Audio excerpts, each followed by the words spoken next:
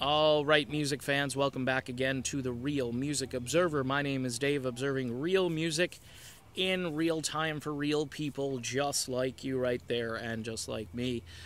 So I get questions, gee, what do you think the new Steve Perry album is going to sound like? I have kind of a third-hand account, more or less of somebody who's heard it or has heard some of it. And that person has told me that they believe the album is a masterpiece, that it is a very adult rock sounding record. And what I think, you know, when it comes to Steve Perry, when you look at some of his collaborations after Journey, okay, not while he was with Journey, well, you could look at maybe Kenny Loggins. Actually, for the most part, other than like Sammy Hagar, who he worked with, I believe, in 1980 on a Hagar album. And then I believe it was Johnny Van Zant had an album, although that album is kind of a West Coast sort of adult rock sounding Southern rock thing. Then you look at some of the other collaborations. Camelot comes to mind. A lot of people don't know that Steve Perry worked with Camelot on their album from, I think it was the late 80s, mid to late 80s.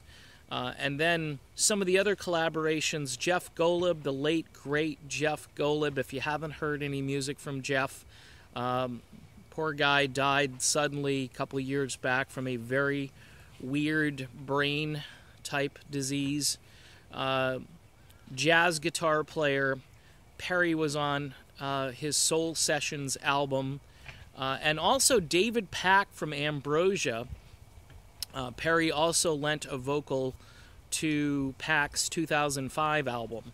So if you look at some of those collaborations, and then you look at, say, I Stand Alone, the tune he did for that cartoon movie, I think it was called Return to Camelot or Quest for Camelot, something like that, which was produced, by the way, by David Foster.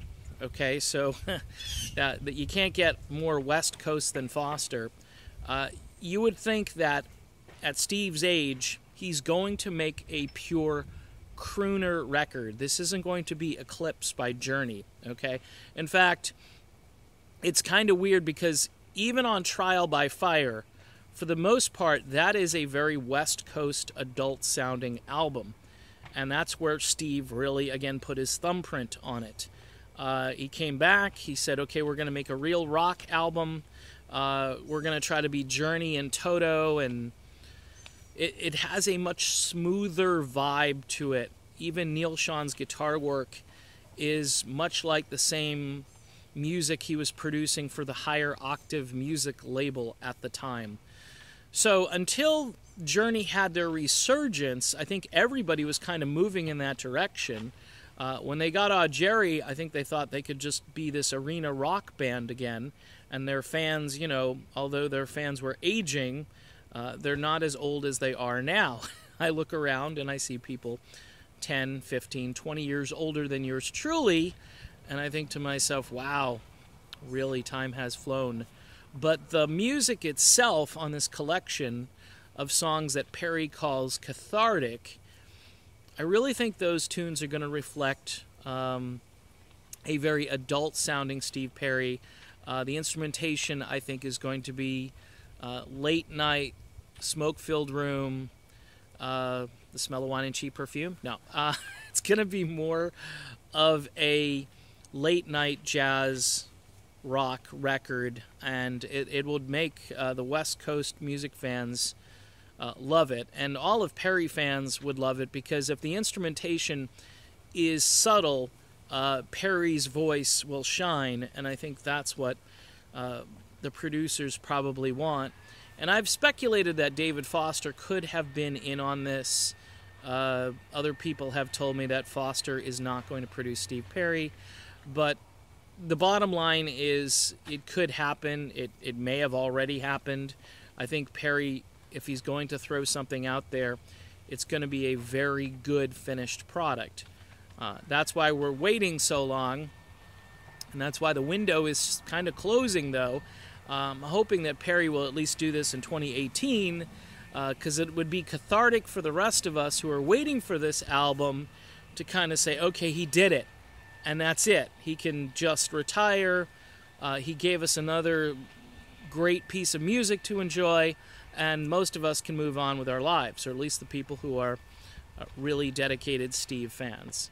So I'm taking it easy on the Steve fans because I understand your frustration. And those are some of my thoughts. I think it's going to be a West Coast record. I will be very interested to hear what it sounds like, but we shall see. Maybe there's an arena rock tune on there. I kind of doubt it. This, again, is not going to be Revelation or Eclipse or anything. It's a different... Perry was already moving in that direction, and he really tried to move Journey in that direction on Trial by Fire as well. And maybe he just thought the future wasn't singing, Don't Stop Believin' and Stone in Love. The future was singing, the kind of music he did for Trial, and maybe a little bit of what was on Raised on Radio. So that's it for the video. Just throwing my hands up in the air. I don't know. I haven't actually heard it. When I do, or if I do, I will let you know. Talk to you then.